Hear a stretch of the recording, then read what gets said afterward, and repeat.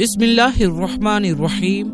السلام علیکم پیارے دوستوں، ویڈیو شروع کرنے سے پہلے اگر آپ کو قرآن پاک سے سچی محبت ہے تو اس ویڈیو کو دل سے ایک لائک کر دیں، کیونکہ آج کی اس ویڈیو میں ہم آپ کو قرآن پاک کے بارے میں کچھ ایسی اہم باتیں بتانے والے ہیں جنہیں سن کر یقیناً آپ کا دل خوش ہو جائے گا، جیسے کہ قرآن پاک رمضان کے مہینے میں کیسے نازل ہوا، یہ دنیا میں کب اور کیسے آیا، اسے کب اور کس نے لکھا، یہ سب اہم معلومات ہم آپ کو اس ویڈیو میں دینے والے ہیں۔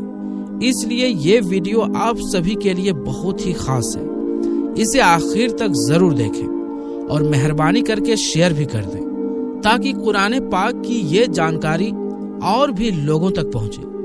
پیارے دوستوں، یاد رکھیں، اللہ تبارک و تعالی نے خود قرآن پاک میں ارشاد فرمایا، جس کا ترجمہ ہے رمضان وہ مہینہ ہے جس میں قرآن نازل کیا گیا، جو لوگوں کے لیے ہدایت ہے اور ہدایت اور فرق کرنے کی نشانی ہے۔ اور ایک دوسری جگہ ارشاد فرمایا، اِنَّا أَنزَلْنَاهُ فِي لَيْلَةِ الْقَدْرِ، جس کا ترجمہ ہے ہم نے اس قرآن کو شب قدر میں نازل کیا۔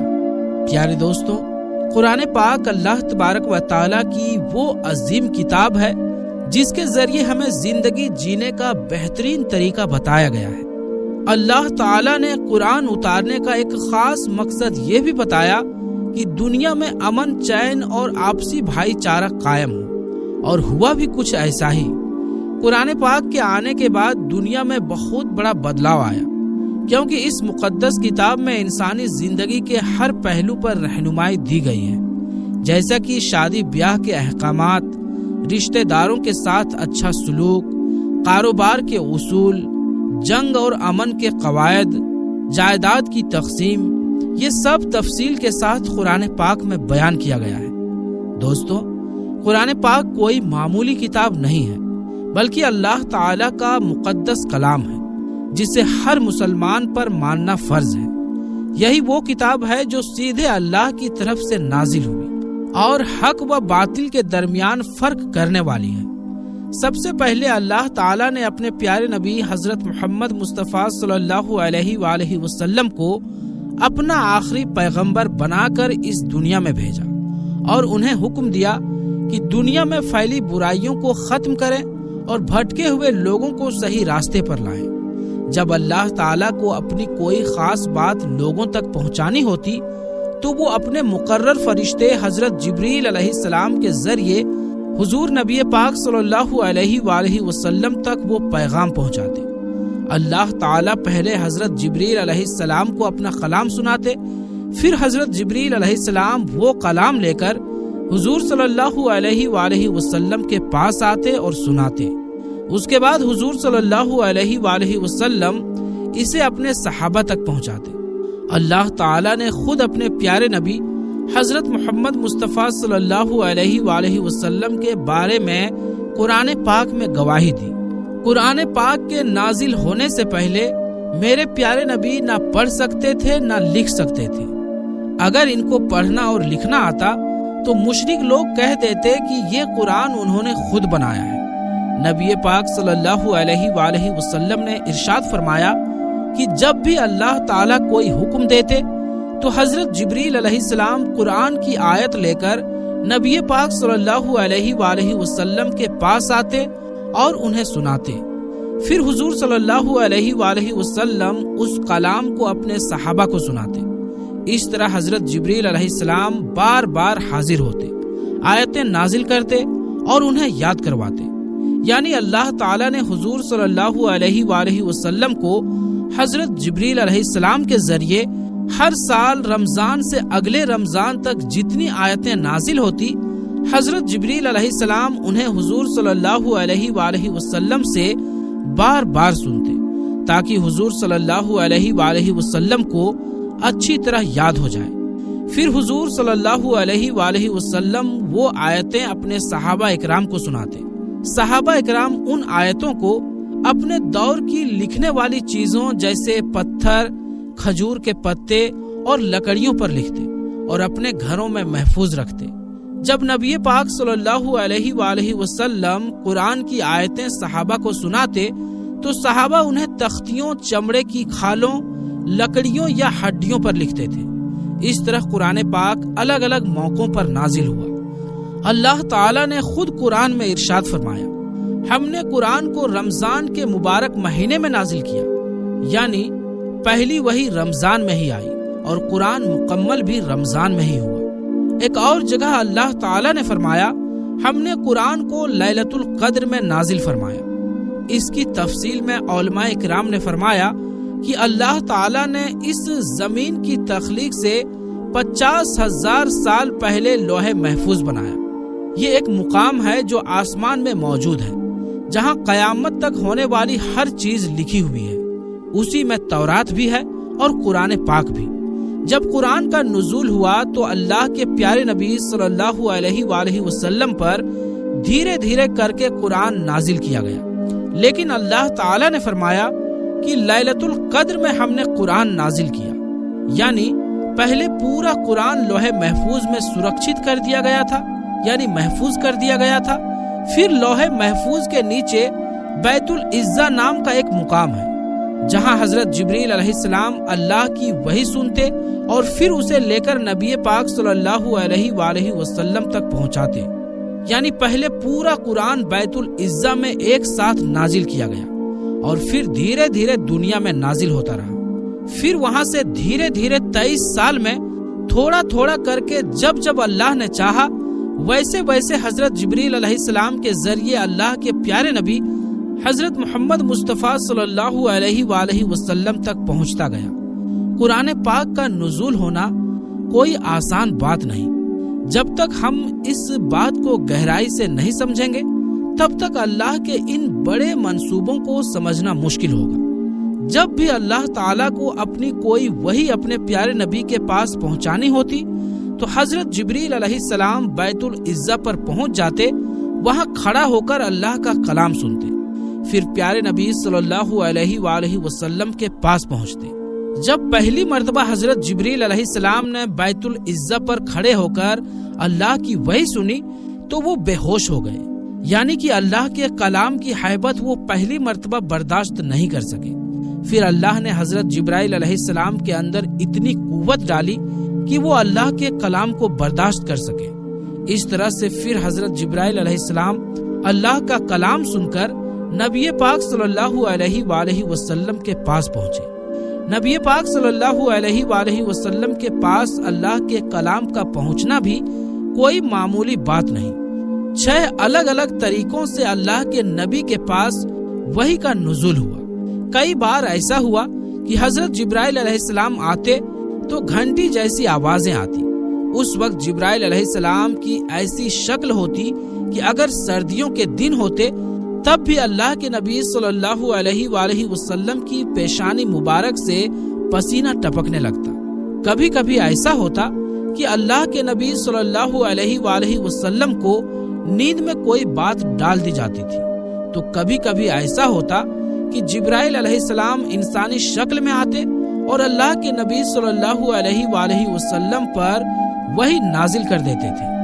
اور کئی بار جیسا کہ اللہ تعالیٰ نے تورات میں نزول کے وقت حضرت موسیٰ علیہ السلام سے سیدھے کلام کیا تھا، ویسا ہی معراج کی رات اللہ تعالیٰ نے نبی پاک صلی اللہ علیہ وآلہ وسلم کو ڈائریکٹ وحی سنائی۔ اس طرح سے 6 الگ الگ طریقوں سے وحی کا نزول ہوا۔ تھوڑا تھوڑا کر کے اللہ کا کلام نبی پاک صلی اللہ علیہ وآلہ وسلم تک پہنچتا رہا۔ پھر نبی پاک صلی اللہ علیہ وآلہ وسلم ان آیتوں کو اپنے صحابہ رضی اللہ تعالی عنہم کو سناتے۔ صحابہ اکرام ان آیتوں کو زبانی یاد کر لیتے یا پھر لکھ لیتے۔ اس کے بعد جب سن 632 عیسوی میں اللہ کے نبی صلی اللہ علیہ وآلہ وسلم اس دنیا سے پردہ فرما گئے تو آپ کے وصال کے بعد ان تمام قرآنی آیتوں کو ایک جگہ جمع کیا گیا اور پھر قرآن پاک کو مکمل کیا گیا۔ یاد رکھیں، قرآن پاک کا ایک ایک لفظ، ایک ایک حرف اللہ تبارک و تعالی کا کلام ہے۔